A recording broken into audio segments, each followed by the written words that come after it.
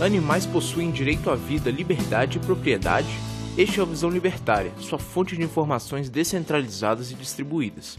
Entre algumas pessoas, mesmo nas que se alimentam de carne animal, há uma aceitação da ideia de direitos dos animais serem validados pelo justpositivismo jurídico brasileiro e de estender todos os direitos humanos aos animais. No entanto, tal ponto de vista é inválido com base no princípio da propriedade, e por isso, essa vontade popular implica incoerências. Uma das questões aparentemente simples, como quais animais seriam incluídos e quais ficariam de fora do arcabouço de direitos, inspira um debate entre os que discordam neste assunto. Por exemplo, o teólogo Albert Schweitzer defendia que não se pode sequer pisar em uma barata, e se, por acaso, tal teoria pudesse abranger plantas, aracnídeos, plateumintos, selenterados, fungos, bactérias, vírus, a vida humana seria inviável e poderia, consequentemente, se extinguir. Na Declaração dos Direitos Humanos, a afirmação de que os humanos possuem direitos não é concebida simplesmente porque os humanos possuam sentidos ou sofram. Os direitos naturais do ser humano, vida, liberdade e propriedade, se baseiam na nossa capacidade de analisar a natureza do homem e do universo e por querer prosperar. Isso envolve o conceito de tempo, coisas de que os animais não têm noção. Tais direitos nascem da capacidade do indivíduo de escolher conscientemente, buscar prosperidade, de transformar o seu ambiente, e isso não pode ser estendido aos animais por motivos óbvios. Os direitos naturais são absolutos, sem levar em consideração raça, credo, cor ou sexo. Todos são aplicáveis exclusivamente à espécie humana. Portanto, para o ser humano, que é a autorreferência, são relativos. O conceito de ética nasce da nossa observação sobre outras espécies na natureza. Pode-se ver que os animais não respeitam direitos entre si. Eles não têm noção de temporalidade, são escravos da rotina biológica do habitat, se motivam instintivamente por fome, odores, cores, se limitam por medo ou por alguma dificuldade física do ambiente ou do próprio corpo. Eles buscam o que querem apenas porque querem, independentemente de ser necessária uma disputa. Não têm sentimentos de inveja ou vergonha, maldade ou bondade, apenas estados de comportamentos. Quando se vê um bando de orcas usando os dentes para jogar uma foca viva para o alto, ou um gato que empurra seu filhote de um degrau, eles estão fazendo o que tem no seu DNA, que rege os seus instintos, para que a prole imite também por instinto. Quando o filhote de girafa aprende a se equilibrar em poucos segundos após nascer, em comparação ao ser humano, que leva uns 24 meses, é porque a evolução biológica secular as ensinou que, se não for assim, o predador vem para devorá-la. Portanto, é um absurdo acreditar que a raposa seja má por se alimentar de coelhos que não conseguiram se safar. Seria como esquecer completamente que, sem se alimentar, a raposa morreria de fome. O fato de um coelho vivo estar nas preferências dela é natural. Entre nós e os animais há uma contraposição de interesses. Os animais, certamente, querem estar vivos, isso é inegável, mas para eles não é um sentimento, é um instinto. Porém, o ser humano também deseja estar vivo, mas porque conseguiu medir o tempo e relacionar eventos a ele e ainda melhorar as condições para a sua vida. Os animais apenas existem. Mesmo que haja hoje sintetização e nutrientes para garantir a plenitude de aminoácidos a quem defende a não exploração comercial de animais, não dá para negar a nossa característica de onívoros e que só nós somos capazes de desenvolver ferramentas para proteger e preservar a vida dos animais. Fazemos isso pelo interesse da nossa própria vida. Sabemos que um equilíbrio crítico na cadeia ecológica pode comprometer nossa existência. Vamos aqui desconsiderar os entraves impostos pelo Estado. O meio usado para conseguirmos nos alimentar e preservar a ecologia é o sistema de incentivos das trocas voluntárias, a cadeia de oferta e demanda pelo interesse no lucro. Direito é o que se pode exigir de outro indivíduo. É algo que só se relaciona com aquilo que pode ser apropriado. Deter propriedade de alguma coisa significa possuí-la com a consequência irrevogável de que seja impossível outro indivíduo tê-la ao mesmo tempo. Ideias, por exemplo, podem estar com mais de uma pessoa ao mesmo tempo. Por isso, não se pode relacionar propriedade a elas, pois direito apenas se relaciona a algo passivo de propriedade. É por isso que não existe direito à vida, à água, à saúde, à educação, etc. Positivário sem lei não garante o acesso, porque, de novo, direito é poder exigir algo de outros, e ninguém pode obrigar alguém a transferir propriedade, nem sob a alegação de que precisa se manter vivo. É antiético obrigar uma pessoa, sem seu consentimento, a entregar dinheiro ou um órgão alheio para alguém sobreviver. Quem ajuda ativamente ou por doação póstuma, o faz porque quis. E, ao contrário do que o Estado diz e do que nos proporciona, o ser humano é bom porque sabe que cooperação gera valor a todos.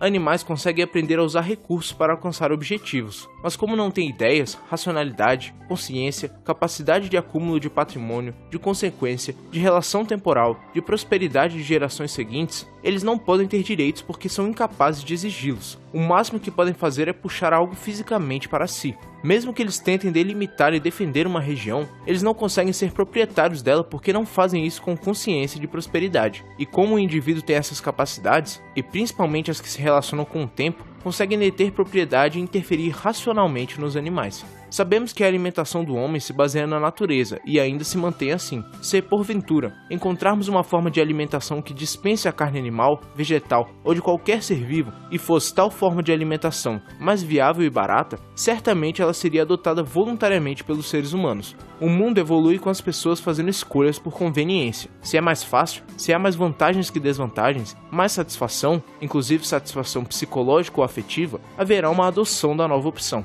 Os animais adotam mudanças, inclusive a relação doméstica com seres humanos, porque encontraram um ambiente mais fácil para se alimentar e se aquecer. É por isso que alguns lobos se tornaram cachorros, foi por instinto. Mas os vegetarianos irão afirmar: ah, mas já existe essa forma, é só nos alimentarmos de plantas. Bem, as plantas também são seres vivos. Ora, a quantidade de pessoas que podem se dar ao luxo de se alimentar somente de plantas, tendo o ônus de manter nutrição suficiente com todas as proteínas, sabendo que alguns aminoácidos só existem em animais, seria baixíssima. Além disso, a biodisponibilidade de nutrientes em alimentos de origem animal é muito maior do que os de origem vegetal. Somente alguns possuem tal capacidade e, a longo prazo, seria prejudicial sem uma suplementação não natural, porque, naturalmente, o ser humano é onívoro. Biologia não liga para a ideologia. Para evitar esse conflito com os animais, os humanos arriscariam sua sobrevivência para conceder direitos à vida e propriedade para os animais? Provavelmente não, tanto pela sobrevivência e porque ninguém pode ser obrigado a algo. Abdicar da alimentação de origem animal em prol do direito da vaca ter a propriedade sobre seu corpo poderia ser uma vontade nossa, mas, como o ser humano faz escolhas por conveniência para melhorar, escolheria priorizar a si mesmo para evitar perecer.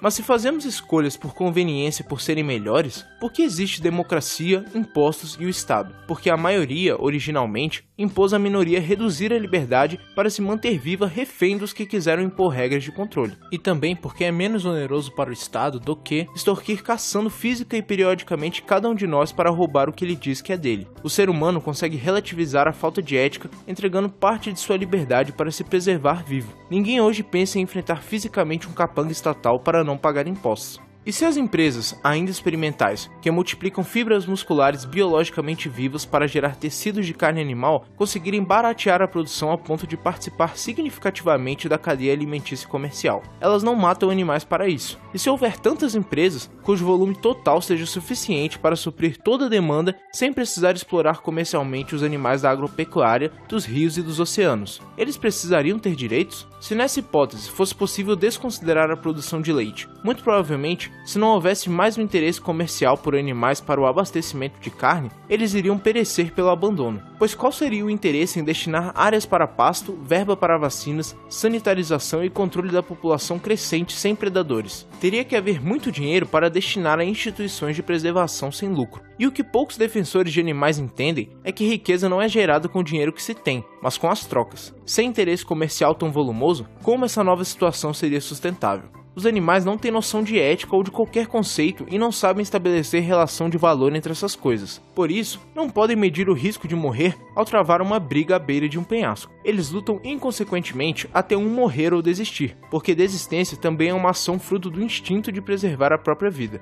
Ética é algo relacionável a grupos. Do ponto de vista moral, a prática de rinhas de galo, vaquejadas e outros entretenimentos podem ser vistos como moralmente reprováveis ou interessantes. Em grupo, se pode estabelecer regras aceitas por todos que visem rejeitar ou impedir certas práticas. Como nunca há uma unanimidade do ponto de vista libertário, quem não gosta de tal prática deve agir sem transgredir ou lesar propriedade. Isso inclui a autopropriedade dos indivíduos, promovendo boicotes, distanciamentos comerciais, propaganda opinativa crítica sobre reputação ou tentar criar alguma desvantagem social, econômica, etc., para desestimular a ocorrência de tais eventos. Mesmo sendo reprovável moralmente, individualmente, usar os animais não fere o PNA porque não lesa propriedade alguma, pois mesmo animais tendo vontades instintivas, não implica que detenham propriedade nem de si mesmos. Se bem executados, estímulos negativos como esses podem ser fortes o suficiente para que essas pessoas abram mão de produzir rinhas de galo, por exemplo. Proibição por lei coletivista, imposta a todos, fere o princípio de não agressão, pois não considera uma aceitação prévia. E também porque proibir uma ação que não lesa propriedade também fere o PNA. Só é legítimo proibir alguém que esteja agredindo propriedade.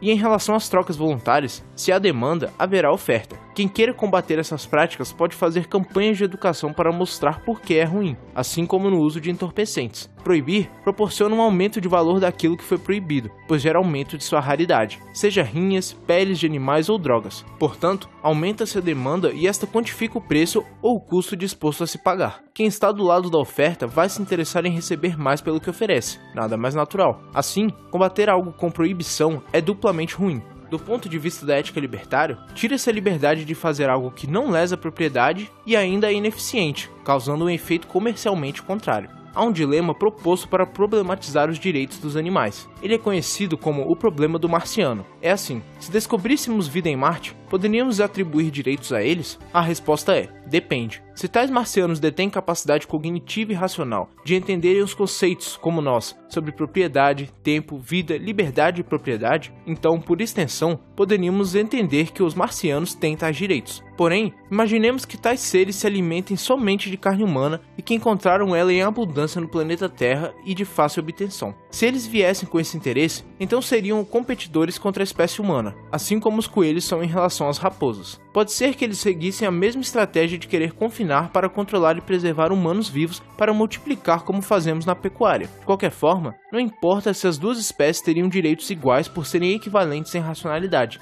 Se tais marcianos se alimentassem de humanos, é que não é por conta do Estado dizer que é necessário para garantir direitos naturais que acreditamos que iríamos reagir com violência. É devido à autoconsciência da existência, da relação temporal e da prosperidade que mantivemos o instinto de preservação da vida. Obrigado por sua audiência. Esse artigo foi sugerido e escrito por Adriano Gomes, revisado por Stanley Calderelli e narrado por Roqueiro Libertário. Se você gostou deste vídeo, clique no ícone de curtir abaixo e compartilhe o vídeo em sua rede social. Se você deseja ser notificado de outros vídeos, clique em se inscrever e depois no ícone de campainha. Até a próxima!